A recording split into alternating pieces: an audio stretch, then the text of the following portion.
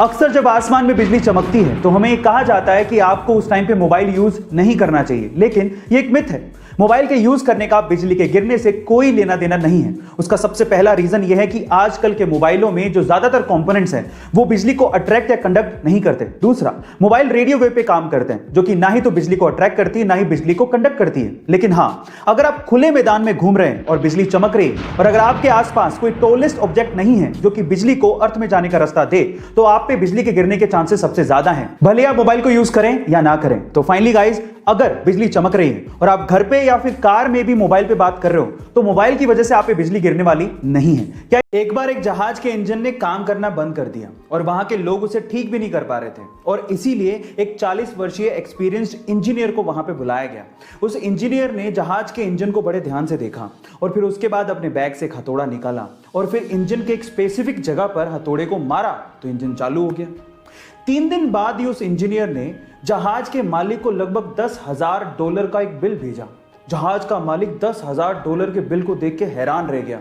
उसने कहा कि तुमने किया ही क्या है, हथौड़ा ही तो मारा है, इसके लिए $10,000 का बिल। तो फिर उस आदमी ने जो जवाब दिया वो आप लोगों को सुनना चाहिए। उसने कहा कि हथौड़ा मारने के तो मैं सिर्फ $2 ही चार्ज कर रहा हूं, लेकिन हथौड़ा कहां मारना है इसके लिए $9,998 और ऐड किए हैं। गाइस, आप याद रखिए कि बिल एक्चुअली काम से ज्यादा बंदे की एक्सपीरियंस का होता है। गाइस, अगर आप लोग जिम जाने के शौकीन है या फिर ऐसे घर पे ही एक्सरसाइज करते हो तो आप लोग पुशअप्स तो जरूर मारते होंगे। मेरा सवाल यह है कि आज तक आपने कितने मैक्सिमम नॉन स्टॉप पुशअप्स मारे हैं? 10, 20, 50, 100, 200?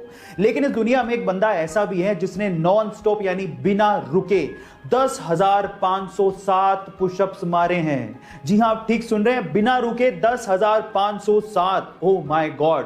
और ये 1980 के बाद से आज तक का एक वर्ल्ड रिकॉर्ड है जिसे कोई भी नहीं तोड़ पाया है। वो बंदा जापान का है जिनका नाम है मिनोरू योशिदा। जब मात्र 300 स्पार्टन्स जेरेक्सिस की विशाल सेना के सामने लड़ने के लिए जा रहे थे तो रास्ते में आर्केडियंस मिल गए।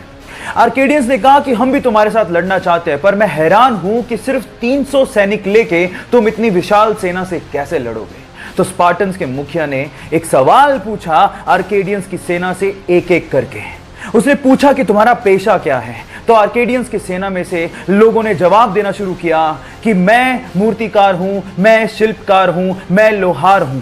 फिर स्पार्टन्स के मुखिया ने अपनी सेना से सवाल पूछा कि तुम्हारा पेशा क्या है। तो उन सब ने जवाब दिया, खून, खून, खून।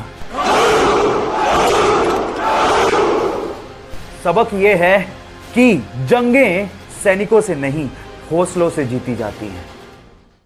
पिता की मौत के बाद एक बेटे ने अपनी मां को ओल्ड एज होम भेज दिया, लेकिन मां ने कोई शिकायत नहीं की। एक बार ओल्ड एज होम से बेटे को कॉल आता है कि आपकी मां की तबीयत बहुत ज्यादा खराब है, उनसे आखिरी बार मिल लीजिए। जब बेटा मां से मिलने पहुंचा तो उसने कहा कि बता मां, तेरी आखिरी इच्छा क्या है?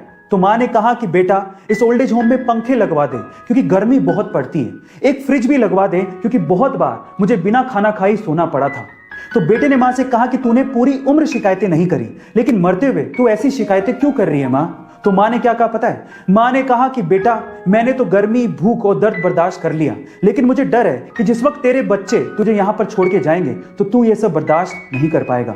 मां मां होती है, मरते दम तक वो अपने बच्चों के बारे में ही सोच रही होती है। तो क्या हमें हमारे मां बाप के बारे में नहीं सोचना चाहिए? कमेंट सेक्शन में जरूर लिखिएगा और ऐसे अमेजिंग वीडियोस के लिए शेयर, सब्सक्राइब एंड लाइक। मिलते हैं अगली वीडियो में।